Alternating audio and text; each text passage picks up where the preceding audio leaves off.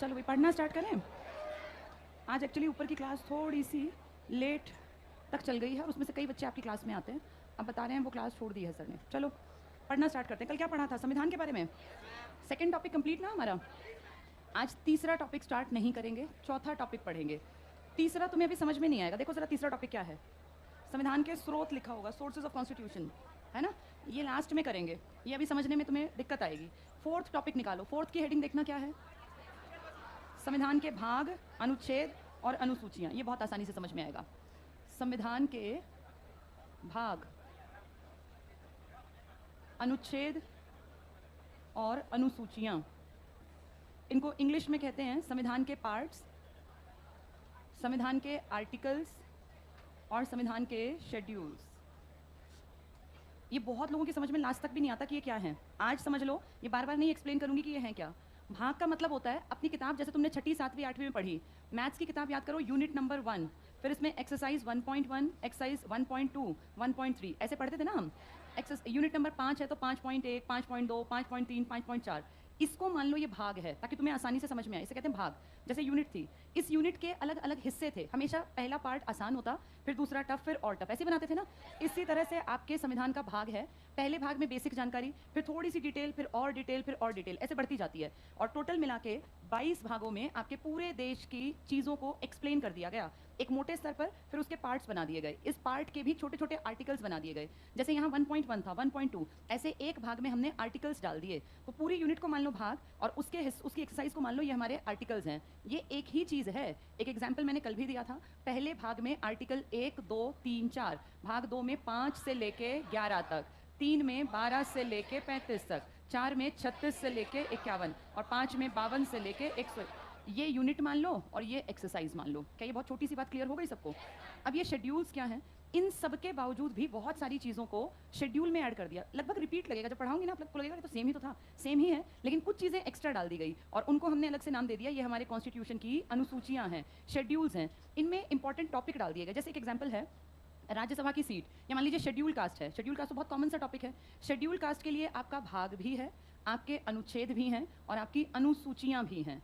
तो इन सबको यहाँ तो मेजर हिस्सा है, फिर कोई खास अनुसूचियाँ बना दी गई कि ये स्पेशल इंडिकेशन दें कि ये इसी चीज़ के लिए है। ऐसे ही आपके देश के लिए भाग भी है, अनुच्छेद भी हैं और अनुसूची नंबर 1 में भी आपके देश को एक्सप्लेन किया गया। तो कुछ बहुत अलग नहीं है, लगभग चीज़ें सेम है। आपकी हिंदी मैंने कल शायद बात की थी, राजभाषा है, हुई थी ना ये बात? किस आर्टिकल में है? 343 में। राजभाषा का आर्टिकल, ये भाग है 17, लेकिन आप देखेंगे सेम भाषाओं को रिपीट किया गया है 8वीं अनुसूची में, थोड़े से अंतर के साथ। अनुसूची एक अलग चीज़ है, बिल्कुल लास्ट में डाल दी गई कि ये मेजर सा हिस्सा, इनमें किसी को दिक्कत ना आए समझने में। जो बेसिक चीज़ है वो भाग, और भाग के अंदर क्या डाले गए हैं? अनुच्छेद। इन्हीं का कहीं ना कहीं रिपीटिशन आप फील करेंगे कि अनुसूचियों में वैसी सी ही बातें हैं। जो अलग होगा मैं बता दूंगी, अदरवाइज सब चीज़ें रिपीटेड मिलेंगी। इतनी बात समझ में आ गई? 3 चीज़ें हैं। भाग बने हैं आर्टिकल से, और इन दोनों के बाद क्या लिखी गई हैं? अनुसूचियाँ। इन तीनों के बारे में हमें पता है कि भाग हैं टोटल 22 और अनुच्छेद हैं 395। इसी पे कर लेते हैं। भाग कितने हैं टोटल और आर्टिकल्स कितने हैं? ये 22 हैं। अनुच्छेद हैं आपके 395, 395। अनुसूचियाँ पहले 8 थी, 4 ऐड होके 12। न ही भाग का नंबर बदला। आज भी आप देखेंगे 22, 23 कोई भाग नहीं है। वैसे गिनती जोड़ के बीच में आपको 25 मिल जाएंगे। अगर वो कहीं गिनती की दृष्टि से आप कहते हैं 25, लेकिन लास्ट डिजिट आज भी क्या लिखा है? 22। 23वां कहीं भाग नहीं है, लास्ट भाग ऐसे लिख दिया गया, ये अंतिम भाग है 22वां, इसमें ऐड कर दिए बीच में। ऐसे ही आर्टिकल 395 ही है, 396 कहीं नहीं लिखा, लेकिन इसके ABC पार्ट बना के 470 और प्लस है, अभी बढ़ते जाएंगे। जब जरूरत पड़ेगी आप नए नए आर्टिकल्स, नए नए अमेंडमेंट से ऐड करते जाएंगे। अनुसूचियों के आपने नंबर बढ़ाए और आपको 9, 10, 11, 12 लिखित में मिल जाएंगी। तो ना ही आर्टिकल्स के डिजिट चेंज किए, ना ही आपने भाग चेंज किए। बढ़ाए तो AB करके बढ़ा दिए, लेकिन अनुसूचियों में आपने पूरे डिजिट को बदल दिया। आज सबसे पहले अनुसूचियां पढ़ेंगे। तो हमारे कॉन्स्टिट्यूशन में कितनी अनुसूचियां स्टार्टिंग में थी? 8। अब कितनी हैं? इसका मतलब कितनी नई आ गई? 4, और तब मिलाकर ये हो गई 12। जब भी कभी प्लस का निशान कॉन्स्टिट्यूशन में आएगा ना, तो समझना कोई ना कोई नया आर्टिकल या कोई ना कोई नया अमेंडमेंट ऐड हुआ है। अब इन चारों को आज सुन लो, फिर ये दोबारा नहीं कराऊंगी, आज डिटेल से पढ़ा रही हूँ। इसमें नई नहीं आई, 8 तो पुरानी थी। 9, 10, 11, 12 ये आपके कॉन्स्टिट्यूशन का फर्स्ट अमेंडमेंट था। सबसे पहले आपने इस किताब को बदला, और आपने जब ये किताब लिख के तैयार की और लागू की, उससे अगले साल ही बदल भी दी, जबकि वर्ल्ड की सबसे विशाल संविधान का दर्जा दिया था 1951। और आपने इसमें लिखा कि जमीन अगर जरूरत पड़े तो सरकार एक्वायर कर सकती है। भूमि का अधिग्रहण यानी acquirement of land by the government. बहुत सारी बातें हैं, ये निचोड़ है कि जमीन से जुड़े मुद्दों पर हमने पहली अनुसूची ऐड की, और नंबर क्या डाल दिया? 9वीं, क्योंकि ऑलरेडी कितनी थी? 8। 10वीं हमने बहुत लेट ऐड की 1985 में, और इसको हम कहते हैं ये 52वां संविधान संशोधन था। उस किताब को 51 टाइम्स आप बदल चुके थे, ये 52वीं बार अपनी किताब को चेंज किया, और इसमें आपने लिखा दल बदल पर हम रोक लगाना चाहते हैं। आज तक दल बदल हो रहे हैं लेकिन कंडीशंस के साथ हैं। अब आप किसी पार्टी के मेंबर बनके, कैंडिडेट बनके अगर जीत गए हैं तो आप पार्टी के जीतने के बाद अपना दल नहीं बदलेंगे। पहले लोग जीतते किसी पार्टी से थे, घुस किसी पार्टी में जाते थे, अब ऐसा नहीं है। आपको इलेक्शन से पहले दल बदलना है, बदल लीजिए। अगर आप किसी पार्टी का सहारा लेके जीत जाते हैं तो आप पार्टी नहीं बदलेंगे। ये दल बदल विरोधी अधिनियम बना रखा है। कौन से सन में बनाया गया? 1985। इस 11वीं अनुसूची को 73वां और 12वीं को 74वां संविधान संशोधन, और ये आपके हुए हैं जब पंचायती राज को आपने कानून का दर्जा दिया। 1992 का दिसंबर था और 1993 का अप्रैल था। इस सन में 92 में दोनों पे काम हुआ, आते आते अप्रैल आ गया, और अप्रैल में ही आप पंचायती राज दिवस मनाते हैं। इसमें आपने कह दिया पंचायत को हम दर्जा दे रहे हैं और इसके ऊपर कानूनी कार्यवाही होगी अगर कोई पंचायती राज के इलेक्शन स्टेट गवर्नमेंट कंडक्ट नहीं कराती। इसमें पंचायती राज को त्रिस्तरीय का दर्जा जो पहले मिला था, इसको कानूनी मान्यता दे दी। और यहाँ आपने कह दिया शहरी स्वशासन, लोकल सेल्फ बॉडीज, जिसमें आपकी नगर निगम, नगर पालिका, नगर पंचायत टाइप की चीजें आती है ना, municipal corporation, municipal committee type की, ये सब इसके थ्रू आ गई। तो ये चारों देखो बड़ी बड़ी चीजें हैं। सबसे पहले वाला आप देख रहे हो 9वीं अनुसूची, कौन सा अमेंडमेंट था? पहला। अब वो कहेंगे कौन से 4 अमेंडमेंट नई अनुसूचियों से जुड़े हुए हैं? पहला 52वां, 73वां, 74वां, 1951, 85, 92, 93। ये 93 भी लिख सकते हैं क्योंकि इसको अधिनियम को काम करने में 3-4 महीने लग जाते हैं। ये याद रखना, पहले में जमीन का अधिग्रहण था, दूसरे में दल बदल, तीसरे में पंचायती राज, चौथे में भी पंचायती लेकिन शहरी पंचायती राज, जिसका नाम है नगर निगम, नगर पालिका, नगर परिषद। अब बात उठती है पुरानी 8 में क्या था? ये तो थी बात नयों की। तो पुरानी 8 अनुसूचियां ध्यान से सुनना और समझना। अभी हाल ही में जो HCS का पेपर हुआ था उसमें भी आई हुई थी, आती हैं, बहुत नॉर्मल है, हर एग्जाम में आती हैं। किसमें क्या लिखा है इसको आज सुन लो, फिर ये याद रहेगा। पहली अनुसूची हमेशा हमेशा पहली चीज देश की जानकारी देती है, चाहे देश की अनुसूची हो संविधान की, चाहे भाग हो और चाहे आर्टिकल। तो पहली अनुसूची में किसकी जानकारी मिलेगी? देश। आपका देश आप अच्छी तरह जानते हैं कोई देश नहीं है, India is union of states. इसमें या तो आपको स्टेट्स मिलेंगी और या फिर आपको यूटी। 28 राज्य हैं और 8 केंद्र शासित प्रदेश हैं। बेसिक बैच में सबको बताया था मैंने। ये सारी जानकारी किस अनुसूची में है? पहली। पहले भाग में भी देश की जानकारी थी, वहीं लिखा था India is union of states, article 1, 2, 3, 4। जब भाग पढ़ेंगे तो और डिटेल में बात करेंगे, अभी अनुसूचियों की बात करें, इनके ऊपर ध्यान रखना। दूसरी अनुसूची में देश की बहुत बड़ी बड़ी पोस्ट, इनके बारे में है कि इनकी सैलरी कितनी होगी। जैसे राष्ट्रपति की आप सबको पता है सबसे बड़ी सैलरी आपके देश में 5 लाख रुपए है। प्राइवेट में किसी को 10 भी मिल सकती है, कोई बड़ी बात नहीं। यहाँ गवर्नमेंट की बात कर रहे हैं जो टैक्स के पैसे से दी जाती हैं। ये सबसे बड़ी सैलरी है भारत सरकार के राष्ट्रपति की 5 लाख। इसके बाद उपराष्ट्रपति की है 4 लाख। फिर आपके देश के जितने राज्यपाल हैं ना, पीएम की सैलरी बहुत कम है, राज्यपालों की सैलरी है गवर्नर्स की 3.5 लाख। ये प्रेसिडेंट ऑफ इंडिया, ये वाइस प्रेसिडेंट ऑफ इंडिया, ये आपके गवर्नर्स। हर राज्य में एक गवर्नर होगा, एक राज्य का गवर्नर 2 राज्यों को भी संभाल सकता है। इसके बाद सैलरी घटती चली जाती है। 2.8 ये CJI की है, चीफ जस्टिस ऑफ इंडिया, सबसे बड़ी सैलरी है चीफ जस्टिस ऑफ इंडिया की। उसके नीचे जितने जजेस बैठते हैं 33, इनको मिलते हैं 2.5 लाख रुपए एक महीने के। हाई कोर्ट के जो सबसे बड़े जज हैं उसको 2.5 लाख, और हाई कोर्ट के जो नीचे जजेस बैठते हैं उन्हें 2.25 लाख। ऐसे ही लोकसभा अध्यक्ष को, बाकी जितने बड़े बड़े लोग हैं सबकी सैलरी लिखित में है। लेकिन इस चीज को सुन लो, प्रधानमंत्री और मंत्रियों की सैलरी लिखित में नहीं है। ये तो RTI का जब दौर आया, किसी ने RTI लगा के कहा मुझे जानना है पीएम को कितनी सैलरी मिलती है, तो वहां से खबर मिली कि पीएम की सैलरी है 1,60,000 रुपए। कोई बहुत बड़ी सैलरी नहीं है और ना ही सैलरी के लिए कोई पीएम बनना चाहता। ये तो दिखावट है, 1,60,000। पर अब RTI से हमें ये पता चल गया कि हमारे पीएम की सैलरी बहुत कम है, बहुत ज्यादा नहीं है। आपके यहाँ CMs की, हर CM, टोटल CM कितने होंगे? 28, और 2 UTs में भी हैं 30। हर एक CM की सैलरी अलग है। CM की कोई एक सैलरी नहीं है कि उतनी सबको मिलेगी। सबसे ज्यादा सैलरी तेलंगाना का CM लेता है, पता है कितनी? इससे भी फालतू 4,10,000 रुपए महीने के, सबसे ज्यादा सैलरी। राष्ट्रपति से बस थोड़ी कम है, वाइस प्रेसिडेंट से भी ज्यादा लेता है और गवर्नर से भी। दिल्ली का CM इसमें दूसरे नंबर पर आता है जो 4 लाख रुपए मंथली सैलरी लेता है। यानी जितनी vice president of India salary लेता है ना, उतनी ही दिल्ली का CM। कई CM की सैलरी 1 लाख के हेरफेर में भी है। जो नॉर्थ ईस्ट के CM है ना, वहां सैलरी कम है। हर स्टेट के CM की सैलरी अलग अलग है। सबसे फालतू सैलरी कहाँ के CM की है? तेलंगाना और दिल्ली की। 4.1 या 4.10 याद कर लो, और यहाँ है 4 लाख रुपए। ये बात समझ में आ गई? ये सैलरी नहीं लिखी, ये PM और CM की सैलरी नहीं लिखी, ये सैलरीज लिखी हुई हैं। आप कहीं भी फीड करोगे ना कि स्लैब, तो ये आएंगी, PM की सैलरी नहीं आएगी। ये तो RTI से पता चला हमें कि PM इतने रुपए उठाता है और CM इतने इतने रुपए। तो ये सारी बातें जिसको आप कहते हैं वेतन, किसकी कितनी सैलरी, भत्ते जो एक्स्ट्रा मिलते हैं, ये सब चीज़ें, या इनकी पेंशन्स भी, क्योंकि पेंशन भी पैसे से ही जुड़ी है, ये सब कहाँ लिखी है? अनुसूची नंबर 2 में। तो 2 में इन सब के बारे में लिखा है कि किसको कितने रुपए मंथली मिलेंगे, कितने अलाउंस मिलेंगे और रिटायरमेंट के बाद कितना पेंशन मिलेगी। अनुसूची नंबर 3 में आपकी शपथ, हर आदमी, जो भी कोई बड़ा आदमी बनता है ना, इसको शपथ लेनी है। शपथ बिना लिए इसका काम नहीं स्टार्ट होगा। शपथ कितनी तरह की होती है, ध्यान से सुनो। एक शपथ होती है जब आप इलेक्शन लड़ने की कोशिश करते हैं और कहते हैं भाई ये उम्मीदवार है। उम्मीदवार या तो किसी पार्टी से खड़ा होता है या इंडिपेंडेंट भी खड़ा हो सकता है। इसको उम्मीदवारी का एक ऐसे स्लिप होती है, उसमें बहुत सारी ऐसी बातें लिखी होती हैं होती हैं, ये पढ़नी होती है। शपथ पत्र मान लीजिए, इसे कहते हैं उम्मीदवारी की शपथ है। ये सबको लेनी है जिसको इलेक्शन लड़ना है, चाहे वो हारे जीते बात की बात है। इन सब उम्मीदवारों में से कुछ लोग जीत जाते हैं और वो अगर देश में है तो एमपी बन जाते हैं और राज्य में है तो एमएलए बन जाते हैं। फिर इनको अलग शपथ लेनी पड़ती है, एमपी और एमएलए की अलग शपथ होती है। ये वो नहीं ले सकते जो उम्मीदवार थे। उम्मीदवार आप देखो एक सीट पे 10-10, 8-8 आदमी उठ जाते हैं, 3-4 तो पार्टी उठा देती है, 2-3 अपना इंडिपेंडेंट उठ जाते हैं। उन सबको कौन सी शपथ लेनी पड़ी थी? उम्मीदवार। जो जीत गया, एक सीट पे एक ही तो जीता होगा, अगर एमपी है तो लिमिटेड है, एमएलए हैं तो भी उनको जीतने के बाद जो शपथ लेनी पड़ती है एमपी और एमएलए की। फिर इनमें से बहुत थोड़े से लोग मंत्री बनते हैं, 15% से ज्यादा तो मंत्री बन ही नहीं सकते कहीं भी। तो सोचो बहुत बड़ी भीड़ लेती है उम्मीदवार की शपथ, उसमें से चुने हुए लोग बनते हैं क्या? एमएलए या एमपी, और इसका बहुत छोटा सा हिस्सा क्या बनता है? मंत्री। यानी इस मंत्री की अलग शपथ होती है। तो जो आदमी मंत्री बनता है ना, ये 3 शपथ ले चुका है, उम्मीदवार की, एमपी एमएलए जो बना है ये, और फिर ये लेगा मंत्री की। इन सब के शब्द अलग होंगे, सबके वर्ड्स अलग होंगे, सबकी भाषा अलग होगी। तो ये भाषा कहाँ लिखी है? अपने घर से कोई नहीं लिख के लाता। ये भाषा आपके कॉन्स्टिट्यूशन में लिखी है, और कॉन्स्टिट्यूशन की किस अनुसूची में लिखी है? 3री में। इसमें सबकी शपथ लिखी है, सबकी, कौन कौन से वर्ड्स बोलेगा, ये सबको बोलना है, चाहे अनपढ़ हो चाहे पढ़ा लिखा हो। जो राष्ट्रपति बोलता है देखा, पीछे पीछे वही बोलते हैं ये लोग। एक शपथ का प्रारूप है, एक लिख रखा है पहले से, बस उसमें नाम और पिता का नाम बदलेगा, बाकी सब कुछ सेम चलेगा हर एक का। इसमें 3 लोगों की शपथ नहीं आती। अब ध्यान से सुनो, राष्ट्रपति की, उपराष्ट्रपति की और राज्यपाल की। क्यों नहीं आती? क्योंकि इनकी शपथ अलग से इनके आर्टिकल्स में दे रखी है। ये बहुत इंपॉर्टेंट क्वेश्चन है, यहाँ फंसते हैं लगभग लोग। सब लोग टिक कराते हैं कि सारी शपथ 3 में है, सारी नहीं है। राष्ट्रपति की शपथ आर्टिकल 60 में है, उपराष्ट्रपति की शपथ आर्टिकल 69 में है, और राज्यपाल की शपथ आर्टिकल 159 में है। इसमें सबकी शपथ है सिवाय 3 लोगों के। कौन 3 लोग हैं ये? राष्ट्रपति, उपराष्ट्रपति और राज्यपाल। ये देश का मुखिया, ये राज्य का मुखिया, ये इसके साथ अगर ये ना हो तो काम करने के लिए। इन 3 को भूल जाओ, कोई बात नहीं, कोई बात नहीं। अच्छा ठीक है, ठीक है।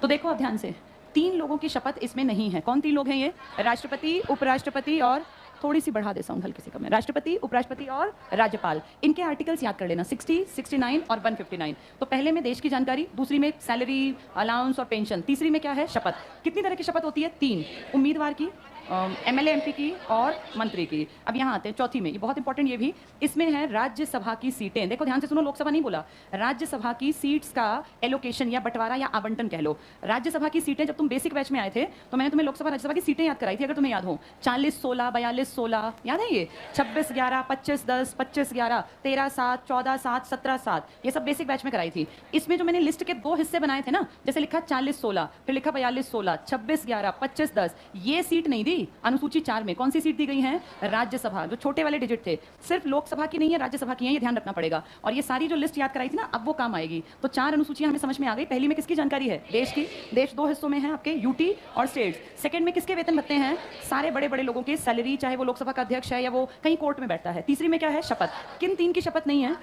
आर्टिकल 60, 69 और 159। किस किस के हैं ये? राष्ट्रपति, उपराष्ट्रपति और राज्यपाल। बाकी सबकी शपथ है। राज्यसभा की सीट्स कहाँ एलोकेट की गई है? अनुसूची नंबर 4 में। ठीक है, ये चारों याद रखना। अब आते हैं 5, 6, बहुत बहुत ज्यादा इंपॉर्टेंट। 5वीं की बनावट एस जैसी है ना, 5 की। इसमें SC ST से जुड़े प्रावधान हैं। SC ST के बारे में बहुत सारी बातें हैं। 6 में भी SC ST हैं, लेकिन ये 4 स्पेशल स्टेट्स में हैं, AM TM। कुछ लोग ATM 2 भी याद करते हैं, जैसे आपकी मर्जी, जैसे आपको आसान दिखे। इस A का मतलब है असम, एक है मेघालय, T का मतलब है त्रिपुरा, और एक M है मिजोरम। मणिपुर नहीं है यहाँ। जब तुम लोग भाषा याद करते हो ना, तो तुम याद करते हो मेघ, त्रि, मणि, मणि वाली भाषा। यहाँ देखो मणिपुर नहीं है। इन चारों स्टेट्स में जो SC ST हैं, उसके लिए विशेष प्रावधान किया गया। कौन सी अनुसूची में? 6ठी। पूरे देश के SC ST का कौन सी अनुसूची है? 5वीं। लेकिन खास 4 स्टेट्स के लिए किसमें लिखित में आया? क्योंकि इन एरियाज में बहुत ज्यादा शेड्यूल्ड ट्राइब्स थे, जंगल के एरिया थे, पहाड़ों में, तो इनके लिए अलग से प्रावधान किया गया। ध्यान से देखो, इसमें ना तो मणिपुर है, ना इसमें अरुणाचल प्रदेश है, ना ही नागालैंड। ऐसे फंसाएंगे वो कहेंगे निम्न में से कौन से राज्य के SC ST का प्रावधान 6ठी अनुसूची में नहीं है। तो वहां जिसको ये 4 याद आ गए वो टिक कर पाएगा। एक A मतलब क्या है? असम, मेघालय, त्रिपुरा और मिजोरम। इसमें ना मणिपुर आया, ना अरुणाचल आया, ना ही नागालैंड आया। दोनों एक जैसी हैं। ये पूरे देश के SC ST की बात करता है। ये SC ST 4 स्पेशल स्टेट्स में, असम, मेघालय, त्रिपुरा और मिजोरम। 5 और 6 कंप्लीट। इसके बाद आती है 7वीं अनुसूची, जो आपको टाइम टू टाइम मैंने बताई भी हुई है। इस 7वीं में आपकी पावर्स का बंटवारा है, शक्तियों का बंटवारा। और शक्तियों का बंटवारा आपके देश में 3 लेवल पे हो सकता है। केंद्र की शक्ति, यूनियन गवर्नमेंट की, स्टेट गवर्नमेंट, और एक दोनों की साझे की, जिसको आप कहते हैं समवर्ती। स्टेट लिस्ट में स्टार्टिंग में 97 टॉपिक्स थे, अब 100 हैं। राज्य सूची में पहले 66 थे, अब 61 है। इसका मतलब घट गए, सिर्फ इसमें घटे, बाकी सब में बढ़े। इसमें देखें तो 47 थे, अब 52 हैं। इसके 5 घटे हैं और इसके 5 बढ़े हैं। इसके 5 बढ़ने वाले वो वही हैं जो इसमें से इसमें ट्रांसफर कर दिए। खेल के बारे में शायद बात हुई थी। खेल को क्या कोशिश कर रहे हैं, किसमें ले जाएं? समवर्ती में। अभी किसमें है खेल? हाँ, वो कोशिश कर रहे हैं कि केंद्र और राज्य दोनों इसको देखते रहें। इन लिस्ट में जितनी टॉपिक लिखे हैं वो आपको याद नहीं करने। एक आइडिया आप सब रख सकते हैं। जैसे पुलिस है, हरियाणा पुलिस, इसकी भर्ती ये करेगा ये या दोनों मिलकर करेंगे? कॉमन सेंस की बात है। अगर कहीं नेशनल हाईवेज बढ़ाने हैं तो कौन काम करेगा? केंद्र काम करेगा। कहेंगे स्टेट हाईवेज की संख्या बढ़ानी है, राज्य। हमें कहीं पे आर्मी, एयरफोर्स, नेवी के बारे में काम करना है, केंद्र। हमें पैसे से जुड़ा, करेंसी से जुड़ा डिसीजन लेना है, बैंकिंग का कोई काम करना है, केंद्र। जनगणना करनी है, केंद्र। तो ये सुन के तुम बता सकते हो कौन सा टॉपिक किस में आएगा। समवर्ती के कुछ बेसिक टॉपिक मैंने आपको पहले भी बताए हैं। वन, शिक्षा, ये याद रखना। वन आप जानते हैं, देश कहता है 33% हिस्से पर वन लगा लो, लेकिन हरियाणा पंजाब इस बात को नहीं मानते, क्योंकि हरियाणा पंजाब देश का पेट भरते हैं। यहाँ की मिट्टी कौन सी है? जलोढ़, अलुवियल सॉइल। तो अगर हम पेड़ लगा के बैठ जाएंगे तो देश भूखा मर जाएगा। इसलिए हरियाणा पंजाब, क्योंकि एरिया बहुत कम है। यूपी हमसे भी ज्यादा फर्टाइल है, लेकिन यूपी का एरिया बड़ा है, वहाँ जंगल पॉसिबल है। हरियाणा पंजाब के पास इतनी जमीन कहाँ है कि वो जंगल पैदा कर ले ज्यादा। तो हम इस 33% को नहीं मानते, क्योंकि ये किसका टॉपिक है? समवर्ती का। ये कोई हमारे ऊपर थोप नहीं सकता, हमारी अपनी मर्जी है। ऐसे ही शिक्षा है, एक तरफ सीबीएसई बोर्ड होता है, central board of school education, एक तरफ आपके स्टेट बोर्ड है, हरियाणा बोर्ड है, यूपी बोर्ड है, बिहार बोर्ड है, छत्तीसगढ़ बोर्ड है। सबके अपने अपने बोर्ड हैं। यानी शिक्षा पे दोनों काम कर सकते हैं। कौन कौन? केंद्र और राज्य। इसको लिस्ट नंबर 1 कहते हैं, कई बार नाम नहीं देते। ये लिस्ट नंबर 2 है और ये लिस्ट नंबर 3 है। इन सब में टॉपिक्स घट बढ़ सकते हैं, लेकिन 100% ऐसा है, केंद्र का टॉपिक राज्य को कभी नहीं मिलेगा। क्या राज्य का टॉपिक केंद्र देख सकता है? बिल्कुल। क्या राज्य का टॉपिक समवर्ती को दिया जा सकता है? बिल्कुल। लेकिन कभी भी ऐसा नहीं होगा कि केंद्र अपनी जिम्मेदारी किसके कंधों पर डाल दे। राज्य बच्चे के समान है, केंद्र पिता के समान। तो पिता अपनी जिम्मेदारी नहीं डालता जब तक वो ठीक ठाक है। तो पिता अपना रोल पूरा निभाएगा, केंद्र अपना काम पूरा करेगा। वो देख के इसका टॉपिक इसको दे सकता है, लेकिन कभी भी ऐसा नहीं होगा कि केंद्र कहे मेरा काम राज्य कर लेगा या मेरा ये टॉपिक समवर्ती देख लेगा। ऐसा कभी नहीं होगा। ये सब बातें कहाँ लिखी हैं? अनुसूची नंबर 7 में। अब बताओ, 1 में क्या था? 1 में देश की जानकारी है। 2 में क्या है? 2 में है सैलरी, 2 नंबर से पैसा आता है ना, वेतन, भत्ते, पेंशन। 3 में क्या है? किन 3 की शपथ नहीं दी? राष्ट्रपति, उपराष्ट्रपति और राज्यपाल, इनकी शपथ इनके आर्टिकल्स में। 4 में क्या है? राज्यसभा की सीटें, राज्यसभा की सीटें, लोकसभा की नहीं दे रखी यहाँ, वो अलग दे रखी है। 5 में क्या है? SC ST। 6 में भी SC ST, लेकिन कितने स्पेशल स्टेट्स का? 4। AM TM, असम, त्रिपुरा और मिजोरम। मणि नहीं है इसमें। इसके बाद 7वीं में क्या है? शक्तियों का बंटवारा। 8वीं अनुसूची मैंने तुम्हें बेसिक बैच में कराई थी। ये बेसिक बैच में कराई थी और कहा था इसमें से बहुत क्वेश्चन बनते हैं। बेसिक बैच में विदेश से आया था, गूगल पे सर्च कर लो ऐसा क्वेश्चन, किस कंट्री से आया था, ये गूगल पे देख लो। 8वीं अनुसूची को ध्यान से सुनो। बेसिक बैच में तुम्हें 22 भाषाएं याद कराई थी। ये 22 देखो अब काम आएंगी, इसलिए मैंने उस दिन कहा था कि ध्यान से सुन लो। 8वीं अनुसूची आपकी 14 मानक भाषाएं, फिर 1 आई, फिर 3 आई, फिर 4 आई। इस तरह कितनी बन गई? 22। प्लस का मतलब कोई अमेंडमेंट किया। ध्यान से समझना, इस एक का अमेंडमेंट है 21वां, ये है 71वां और ये है 92वां। ये 1967 में आई, ये 1992 में आई और ये 2003 में आई। ठीक है, ये सन भी पूछ सकते हैं, ये अमेंडमेंट का नंबर भी। ये एक भाषा थी सिंधी भाषा, जो आप अच्छी तरह याद रखेंगे। इसमें 3 में अणा, अणा और विदेशी। कौन सी अणा? पहले थी कोंकणी, उसके बाद मणिपुरी, और विदेशी कौन सी थी? नेपाली। इसके बाद ये 4 भाषाएं आपको अच्छी तरह याद होंगी, बोडो, डोगरी, मैथिली और संथाली। इस तरह कुल कितनी भाषाएं हो गई? 22। इन 22 में एक ट्रिक तुम्हें याद दिलाया था, ABGH KK MM OPSTTU। ए मतलब क्या? असमिया, बंगाली, गुजराती, हिंदी, कन्नड़, कश्मीरी, मलयालम, मराठी, ओडिया, पंजाबी, संस्कृत, तमिल, तेलुगु, उर्दू। क्लियर हो गई सबको? ये पुरानी 14 भाषाएं, 15वीं सिंधी, 16वीं, 17वीं, 18वीं कोंकणी, मणिपुरी, नेपाली और 4 बोडो, डोगरी, मैथिली और संथाली। इस तरह से 22 भाषा आ गई। सबकी समझ में आ गई ये बात? ठीक है, अब जल्दी से किताब उठाएं, 12 अनुसूचियां आज पूरी कर लेते हैं। आजकल जो पेपर आ रहे हैं ना, अब वो अंडरस्टैंडिंग बेस्ड आने लग गए। इसको भी सुनो सारे लोग, क्योंकि तुम लोग अब पेपर दिया करोगे। अब पहले पेपर क्या होते थे? क्रैमिंग बेस्ड से, रट लिया, पेपर पास हो गए। 2 चीजें होती हैं, एक होता है कॉन्सेप्ट और एक होता है फैक्ट।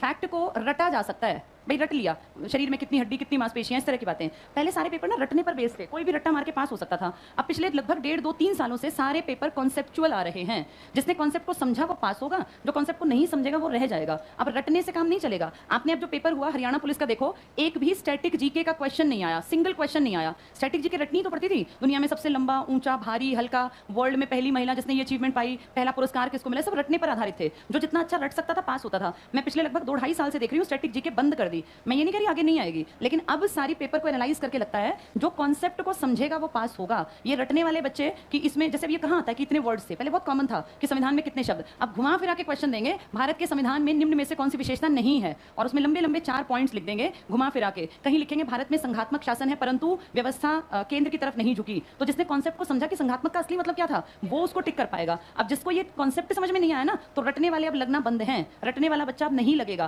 पहले रट लेते थे इसमें कितने शब्द हैं, कितने अक्षर, क्या कुछ, अब नहीं काम चलेगा। अब पता नहीं कहां से क्या छोटा सा टॉपिक को इतना इलैबोरेट कर देंगे और कहेंगे इनमें से गलत को पहचानो। तो गलत को पहचानने के लिए आपको कॉन्सेप्ट समझना पड़ेगा। पहले बच्चे ज्यादातर फैक्ट्स रट लेते थे और हम भी वही कराते थे क्योंकि पेपर में वही आता था। अब किसी पेपर में नहीं आता विटामिन B6 का साइंटिफिक नाम क्या है, उनको पता बच्चा रट के आया है, कहीं नहीं आता बेरी बेरी का रोग किस कारण होता है। अब साइंस आती है लाइफ वाली, देखिए तुम लोगों ने जो आप रोज देखते हो कि कोरोजन का निम्न में से कौन सा कारण है, या आपकी बॉडी से जुड़ा साइंस, बहुत बेसिक चीजें आती हैं, वो उसको क्लियर होंगी जिसने कॉन्सेप्ट को समझा। तो या तो मैं पढ़ाऊं या सुनील सर पढ़ाएं, तो फैक्ट्स बेशक ना आते हो तुम्हें, कॉन्सेप्ट समझ में आए। अब ये अनुसूचियां सारी समझ में आनी चाहिए कि अनुसूचियां क्या कहती हैं और आर्टिकल और भाग क्या कहते हैं। अगर रट्टा मारोगे तो तुम फंस जाओगे, हर एक में क्या अंतर है, क्यों अलग है, ये याद करना पड़ेगा।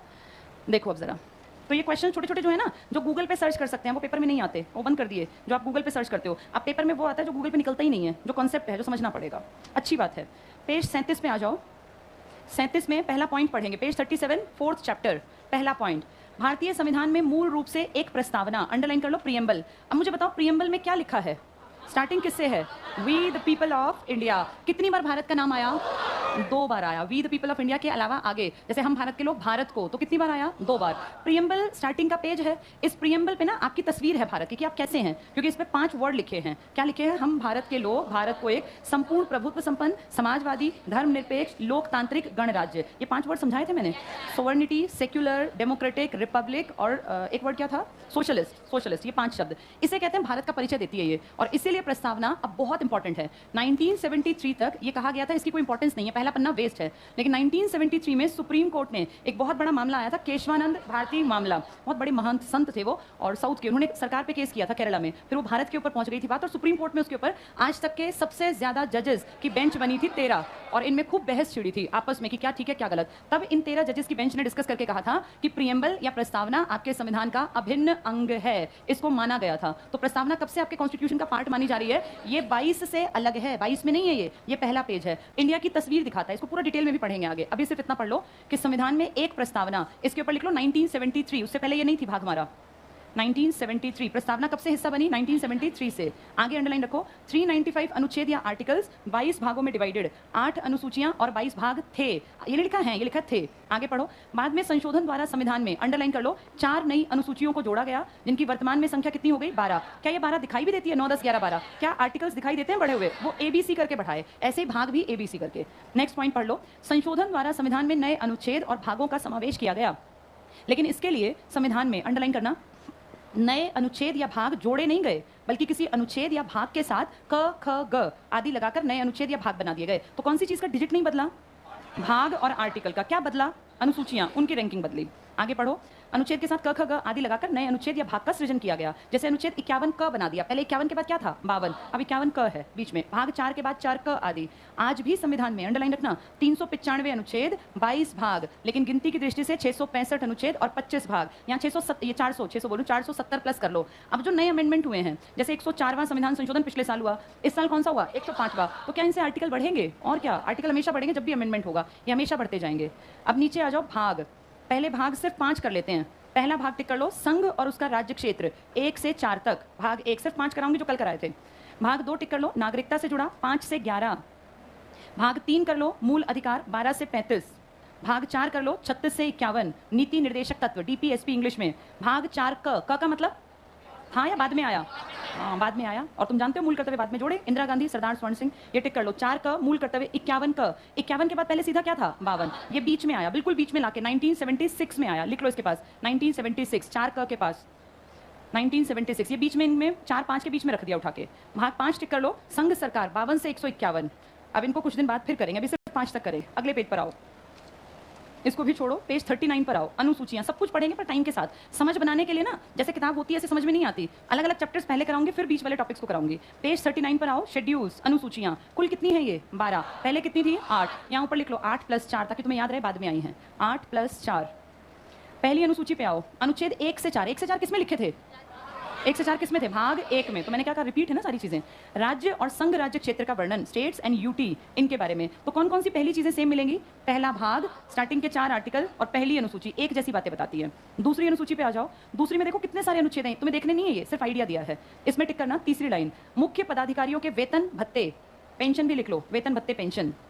तो सबकी सैलरी, इनके अलाउंस जो इनको मिलते हैं और इनके पेंशन, इसमें टिक करना। सिर्फ पढ़ेंगे, भाग क ख ग घ अलग अलग नहीं आएंगे। एक आइडिया रखना, राष्ट्रपति और राज्यपाल, तुम जानते हो राष्ट्रपति की सैलरी है 5, राज्यपाल की है 4, तो उपराष्ट्रपति की है 3.5। ऊपर लिख लो, इस पेज के ऊपर लिखो सैलरी, 4-5 सैलरी लिख लो, सैलरी वहां लिख लो। प्रेसिडेंट ऑफ इंडिया या राष्ट्रपति की 5 lakh, vice president of India उपराष्ट्रपति की 4 लाख, गवर्नर या राज्यपाल की 3.5 लाख, लिख लो ये। पीएम सीएम की सैलरी है क्या स्लैब में? वो सबने अलग अलग बना रखी है। सीएम सबसे फालतू कहाँ का सीएम लेता है? तेलंगाना। कितनी सैलरी? 4,10,000, यानी वाइस प्रेसिडेंट से भी 10,000 फालतू लेता है वो। यहाँ लिख लो एलजी। अच्छा देखो, गवर्नर की सैलरी कितनी है? राष्ट्रपति की कितनी थी? 5। उसके नीचे काम कर रहा है उपराष्ट्रपति, कितनी सैलरी? 4। एलजी कहाँ काम करते हैं? जहाँ गवर्नर नहीं होता, यूटी में, लेकिन सैलरी बहुत कम है इसकी एलजी की। लिख लो 1,10,000, बहुत ज्यादा अंतर है।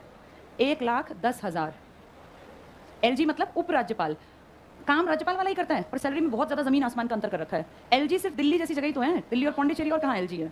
बाकी सब तो प्रशासक होते हैं या तो राज्यपाल। लिख लेना ये। पीएम की सैलरी कितनी है? 1,60,000। ये लिखित में है या आरटीआई से पता चली?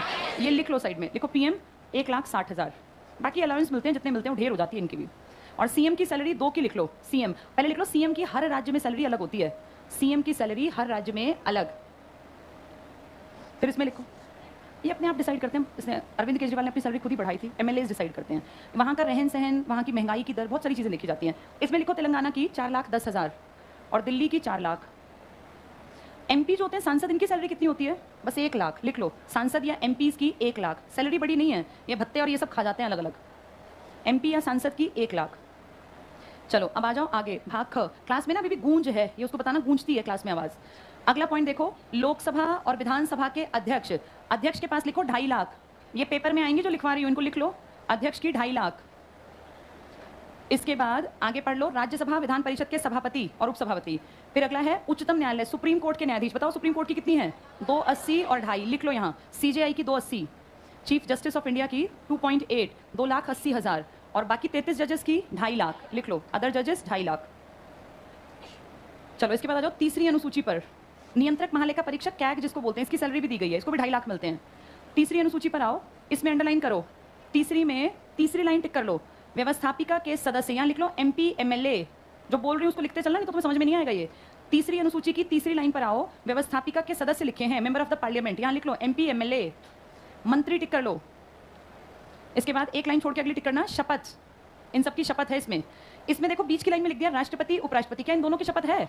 3 लोगों की शपथ यहाँ नहीं है। किस किस की? राष्ट्रपति, उपराष्ट्रपति, और ये जहाँ तीसरी अनुसूची के नीचे जगह है ना, यहाँ लिखो राष्ट्रपति की शपथ अनुच्छेद 60, राष्ट्रपति की शपथ अनुच्छेद 60, ये ध्यान रखना है तुम्हें। उपराष्ट्रपति की 69, राष्ट्रपति की शपथ अनुच्छेद 60, उपराष्ट्रपति की 69, और तीसरी किसकी? गवर्नर या राज्यपाल की 159, लिख लो, गवर्नर या राज्यपाल की 159। 3 शपथ टाइपिस्ट को मैंने अलग लिख के दिया था, उसने इसमें ऐड कर दिया। किन 3 की शपथ नहीं है तीसरी अनुसूची में? राष्ट्रपति, उपराष्ट्रपति और राज्यपाल। राष्ट्रपति की सैलरी कितनी है?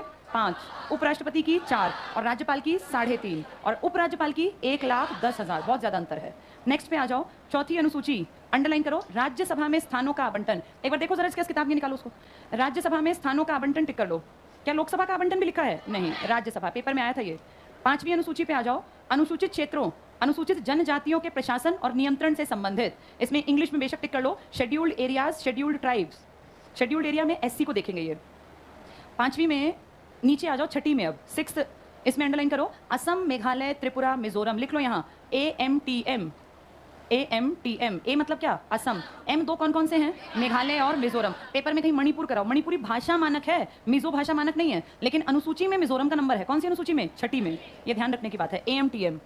इसके बाद 7वीं पे आ जाओ, अंडरलाइन करो, विषयों के वितरण से संबंधित, सूची number 1, list number 1, union list संघ सूची 9700, दोनों टिक कर लो। लिस्ट नंबर 2, राज्य सूची 66 से 61, इसमें घट गए। तीसरी संवर्ती सूची, कॉन्करेंट लिस्ट 47 से 52। इसके बाद 8वीं पे आ जाओ, कौन सा भाग है भाषाओं का? भाग, भाग नहीं, वो तो आर्टिकल है ना, भाग पूछ रही हूँ। भाग 17, लिख लो यहाँ, भाग 17, भाषाओं से जुड़ा है, जिसमें राजभाषा दी गई है। भाग 17 अनुच्छेद, कौन सा अनुच्छेद बताया था किसी ने? अभी बिल्कुल ठीक बोला था, 343। हिंदी क्या है आपकी? राजभाषा। जिसकी लिपि क्या है? राष्ट्रभाषा कौन सी है आपकी? कोई भी नहीं है। कल मैंने वो कौवे और कुत्ते की कहानी सुनाई थी ना, कोई भी नहीं है। ये यहाँ लिख लो, भाग 17 अनुच्छेद 343। 343 में हिंदी आपकी राजभाषा है। वैसे कितनी भाषाएं हैं 8वीं में? 22। अंडरलाइन कर लो, 22 भाषाएं, 22 भाषाओं का उल्लेख। क्या 22 इकट्ठी आ गई थी? कौन कौन से सन में आई? 1967, 1992 और 2003 में। अब ये सेम टॉपिक देखो अगले पेज पर है। अगले पेज पर बीच में हेडिंग है 8वीं अनुसूची में वर्णित भाषाएं। पहले इसी को पूरी करते हैं, फिर 9, 10, 11, 12 पढ़ेंगे। पहली हेडिंग देखो, संविधान द्वारा मान्यता प्राप्त 22 प्रादेशिक भाषाएं, रीजनल लैंग्वेजेस। क्या ट्रिक है इसको याद करने का? ABGH MMKK OPSTTU। पहली देखो, असमिया, बांग्ला, गुजराती, हिंदी, कन्नड़, कश्मीरी, मराठी, मलयालम, ओडिया, पंजाबी, संस्कृत, तमिल, तेलुगु, उर्दू। यहाँ लिख लो ABGH, इनके सामने लिख लो, A से असमिया, B से बंगाली, याद रहेगी। ABGH, G मतलब गुजराती के पास G, H हिंदी के पास, K Kannada Kashmiri, MM Marathi Malayalam, OP Odia Punjabi, ST Sanskrit Tamil, TU Telugu Urdu. आ गया समझ में? ये इसलिए बेसिक में कराया था, बहुत काम का है, बार बार पेपर में आता है। कितनी भाषाएं हुई है? 14। अगली देखो 15वीं सिंधी। कौन सा अमेंडमेंट था बताओ? 21, 71, 92। ये तुम्हें बताया था, याद रखना। यहाँ 21वां लिख लो, इसके पास सिंधी के पास लिख लो 21वां, 1967 सिंधी के पास। इसके बाद 15वें नंबर पर है ना सिंधी, वहां लिख लो 16, 17, 18 पढ़ो। कोंकणी, मणिपुरी, नेपाली। उससे अगली देखो बोडो, डोगरी, मैथिली, संथाली। सबकी समझ में ये आ गई? अब बताओ नोट पर कितनी मानक भाषाएं हैं? ये भी पढ़ाया था तुम्हें नोट पर, कुछ 15, कुछ 16, कुछ 17। ये कितनी अच्छी तरह क्लियर किया था मैंने। सिर्फ क्या बोला है? मैंने कहा करेंसी नोट पर कुल भाषाएं, किसी भी करेंसी नोट पर टोटल भाषाएं 17। फिर वो कहेंगे करेंसी नोट पर मानक भाषाएं, और फिर वो कहेंगे करेंसी नोट के पैनल में भाषाएं। ये सब डिटेल में बताया था बेसिक बैच में। पैनल का मतलब जो नोट के पिछले हिस्से पर है, उसमें टोटल भाषाओं में से कितनी भाषाएं हैं? 15 पैनल पर। तो पैनल पे कौन सी भाषाएं हैं बताओ? ये तो मैं लिख रही हूं, तुम्हें बतानी है। इनमें से नहीं वाली भी तो है। MMOPSTTU। फिर कौन सी थी? सिंधी। फिर कौन सी थी? कोंकणी। फिर मणिपुरी और नेपाली, मणिपुरी और नेपाली। और 4 क्या थी? बोडो, डोगरी, मैथिली और संथाली। बताओ नोट पर कौन सी नहीं है? पहले बताओ पूरे पैनल में कौन सी नहीं है? पैनल में ये है, पैनल में ये है, पैनल में, पैनल के कोने में याद कराई थी, को और ने, यानी पैनल में कोंकणी भी और नेपाली। यानी पैनल में जो नहीं है उस पर क्रॉस करते हैं। चलो, एक तो ये नहीं है पैनल में, ये चारों भी नहीं है। इनमें से कौन सी नहीं है? हाँ, अगर नहीं कह रहे हैं तो कोने तो हैं, इसका मतलब ये नहीं है। अब नोट पर टोटल भाषाएं 14 और एक ये 15, ये पैनल पर हैं। यही है सारी। ये 14 में से हिंदी नहीं है, ये मैंने याद कराया था। हिंदी नोट पर है, पर किस में नहीं है? पैनल। हिंदी उस पैनल की 15 में नहीं है। तो 13 तो ये वाली हैं, और 14 और 15। इन 15 के बाद हिंदी नोट पर है। तो कुल मानक भाषाएं नोट पर हिंदी समेत कितनी हुई? 16। और यहाँ दिख नहीं रही अंग्रेजी, क्योंकि आपकी मानक भाषा नहीं है, वो भी नोट पर है। नोट पर टोटल कितनी नहीं है जो मानक है? मानक है पर नोट पर नहीं है 6। कौन सी 6? 4 ये काट दो, एक ये काट दो, और यहाँ से कौन सी काट दें? मणिपुरी नोट पर नहीं है, क्योंकि कोने वाली तो नोट पर लिखी हैं। देखो अब अगला पॉइंट, यही सारी बातें हैं। अगला पॉइंट टिक करना, 8वीं अनुसूची में संविधान द्वारा मान्यता प्राप्त 22 प्रादेशिक भाषाओं का उल्लेख है। तो 22 भाषाओं का अगला पॉइंट भी टिक करो। संविधान के आरंभ में इस अनुसूची में 14 भाषाएं थी। पढ़ के देखो, ABGH नहीं लिखा, H थी क्या आरंभ में? और क्या थी? ये टाइपिस्ट ने नहीं लिखा, तुम लिखो यहाँ। G के बाद लिखो हिंदी, गुजराती के बाद हिंदी। फिर K Kannada Kashmiri, MM Marathi Malayalam, OP Odia Punjabi, STTU। ये कितनी हो गई कुल मिलाकर? 14। इनमें से नोट पर कौन सी नहीं है? हाँ, इन पे नोट पे सारी हैं, पैनल में नहीं है हिंदी। शब्दों का खेल होता है एग्जाम में, वहां बच्चे इसलिए फेल होते हैं। और अगला पॉइंट टिक करो, सिंधी को 21वें संविधान संशोधन द्वारा 1967 में, और कोंकणी मणिपुरी नेपाली 71वां संविधान संशोधन 1992 8वीं अनुसूची, बोडो डोगरी मैथिली संथाली 92वां संविधान संशोधन 2003 में। अब यहाँ ऊपर या नीचे कहीं एक लाइन में लिख लो, लिखो इंडियन करेंसी नोट पर, नीचे लिख लो व्हाइट जगह जहाँ खाली है, जहाँ साफ तुम पढ़ पाओ। इंडियन करेंसी नोट पर, करेंसी नोट पर कुल मानक भाषाएं 16, कुल मानक भाषाएं 16, और टोटल मानक कितनी है तुम्हारी? 22। तो कौन सी नहीं है नोट पर? 4 पीछे वाली, एक बाद वाली, 5 गई, एक कौन सी हटाओगे? कोने तो हैं, तो कौन सी बच गई? मणिपुरी। लिख लो ये, लिखो इंडियन करेंसी नोट पर क्या लिखा तुमने? 16 मानक भाषाएं। लिखो जो नहीं है, क्योंकि वही फंसाएंगे पेपर में। नहीं है, जो मानक भाषाएं नहीं हैं नोट पर, फटाफट से लिख लो। सिंधी, सिंधी, बोडो डोगरी मैथिली संथाली, सिंधी बोडो डोगरी मैथिली संथाली। और कौन सी नहीं है? मणिपुरी नहीं है, मणिपुरी। सिंधी बोडो डोगरी मैथिली संथाली मणिपुरी नोट पर नहीं है। मानक तो हैं पर नोट पर नहीं है, नोट पर नहीं है। अब टोटल भाषाएं कितनी है नोट पर? 17। ये एक लाइन में लिख लो, लिखो इंग्लिश, जो मानक भाषा नहीं है, नोट पर है, बहुत ज़्यादा गूंज है आवाज़ में, ये क्लास में उसको बताना कि बहुत ज़्यादा गड़बड़ है आवाज़ में। क्या लिखा तुमने? इंग्लिश जो मानक भाषा नहीं है, नोट पर है, करेंसी नोट पर है। तो करेंसी नोट पर टोटल भाषाएं कितनी हुई? 17। पैनल में कितनी है? 15। पैनल में कौन सी नहीं है पुरानी 14 में से? हिंदी। फिर कौन सी है? 13 पुरानी और 2 को और ने। ठीक है, चलो इसके ऊपर आ जाओ 9वीं अनुसूची पर। 9वीं अंडरलाइन करो, अनुच्छेद 31। 31 हटा दिया, अब अंडरलाइन रखना भूमि सुधार। भूमि सुधार यहाँ लिख लो 9वीं के पास, पहला संशोधन 1951, इसके पास लिख लो, इन्होंने नहीं लिखा। पहला संशोधन 1951, फर्स्ट अमेंडमेंट 1951। कौन सी अनुसूची जोड़ी गई? 9वीं। इसमें क्या लिख दिया? भूमि सुधार। 10वीं टिक करो, पहली लाइन में पीछे टिक करना, दल परिवर्तन, दल बदल नहीं करना। अब यहाँ लिख लो 52वां संविधान संशोधन 1985। 10वीं के पास 52वां, 10वीं में लिख लो क्योंकि उस वही याद रहेगा। 52वां संविधान संशोधन 1985, 52वां संविधान संशोधन 1985। इसके बाद 11वीं में लिखो 73वां संविधान संशोधन 73rd अमेंडमेंट। 11वीं के पास 73rd अमेंडमेंट दिसंबर 1992 ऑब्लिक अप्रैल 1993। 73वां संविधान संशोधन, जो रह जाए छोड़ के अगला लिख लेना, नहीं तो सारे कंफ्यूजन में रहेंगे, फिर बोल दूंगी लास्ट में। 12वीं में लिखो 74वां संविधान संशोधन, अपने हाथ से लिख लो कि याद रह जाएंगे। 74th amendment, 74th amendment 1993। चार नई जुड़ी, कौन कौन से सन में आई चारों बताओ? 9वीं किस सन में आई? 10वीं 1951, 1985, 1992, 93, 1993। ये कौन सा अमेंडमेंट था? पहला। ये 52वां, ये 73वां, ये 74वां। इसमें भूमि सुधार थे, दल बदल, पंचायती राज, नगर निगम। जल्दी से टिक कर लो इसमें। अब 9वीं में भूमि सुधार कर लिया, 10वीं में दल, 11वीं में टिक करना पंचायती राज। पंचायती राज 73वां, 173 का है, एक काट दो। ये टाइपिस्ट इतनी गलती कर सकते हैं। 173 का एक कापुर आपके एसटी की लिस्ट में नाम था? AMTM, इसमें मणिपुर था? कौन थे ये चार? असम, मेघालय, त्रिपुरा, मिजोरम। हाँ, इसमें कंफ्यूजन रहता है हमेशा, जो समझेगा नहीं फंस जाएगा। यहाँ मिजोरम था, मेघ और जोर है यहाँ, ये मेघालय है और ये मिजोरम। मेघ और जोर, इन्होंने जबरदस्ती अपना नाम लिखवा लिया एसटी में। यहाँ नहीं है वो, यहाँ क्या है आंसर? मणिपुरी। ना यहाँ इनकी भाषा है मिजो वाली और ना इनकी भाषा है मेघालय वाली। इन दोनों की लैंग्वेज नहीं है मानक में, लेकिन मणिपुरी मानक भाषा है। नोट पे है मणिपुरी, को और ने है, यानी कोंकणी है और नेपाली। मणिपुरी मानक भाषा है पर नोट पर नहीं है। चलो अब इसके बाद, वैसे तो कल पढ़ाऊंगी लेकिन एक इंट्रोडक्शन दे दूं ताकि कल आपको आसान दिखे टॉपिक। अब इससे अगला टॉपिक हम जो पढ़ना स्टार्ट करेंगे ना कल, वो भाग का है। अभी मैंने 5 भाग आपको बताए थे। भाग 1 में क्या था? 2 में क्या था? 5 से 11, और 3 में क्या है? 12 से 35, 4 में क्या है? 36 से 51। फिर बीच में एक 4A आया जिसमें 51A आया, और फिर क्या दे दिया? 5। इसमें 52 से 151। इसमें कौन बाद में जोड़ा गया है जो बीच में कंजस्टेड लग रहा है? 4A, 51A। इस पहले में हमेशा किसकी जानकारी मिलेगी? देश की। और देश 2 चीज़ों से बना है आपका देश में राज्य भी हैं और यूटी भी हैं। हर एक का टोटल एरिया एक्सप्लेन किया गया यहाँ पर, पूरी जानकारी है आपके पहले भाग में। कितना क्षेत्रफल, कितना सब कुछ, जितना हम कहते हैं 32,87,263 स्क्वायर किलोमीटर, वो सब यहाँ लिखा हुआ है, सब कुछ लिखा है यहाँ। फिर 5 से 11 में बताया आपके देश में कौन सिटीजन कहलाएगा। कल इसको डिटेल से पढ़ेंगे। नागरिकता किसको मिलेगी? आपको और मुझे नागरिकता लेनी नहीं पड़ी, लेकिन कुछ लोगों को नागरिकता लेनी पड़ती है, कुछ लोगों की नागरिकता छीन ली जाती है। इसके कारण है, और इसमें 5, 6, 7, 8, 9 में अलग अलग बातें हैं। इसमें भारत का नागरिक कौन बनेगा जन्म से? पाकिस्तान क्योंकि आपसे अलग हुआ, तो वहां से जो लोग भाग के आए क्या उन्हें नागरिकता मिलेगी? या जो यहाँ से वहां गए पहले 1947 के बाद, उसको क्या नागरिकता देनी है, छीननी है? सब बातें कल इसको डिटेल से पढ़ेंगे। इसमें क्या लिखे गए हैं आपके? मौलिक अधिकार। हम सब जानते हैं मौलिक अधिकार महज कितने हैं? पहले कितने थे?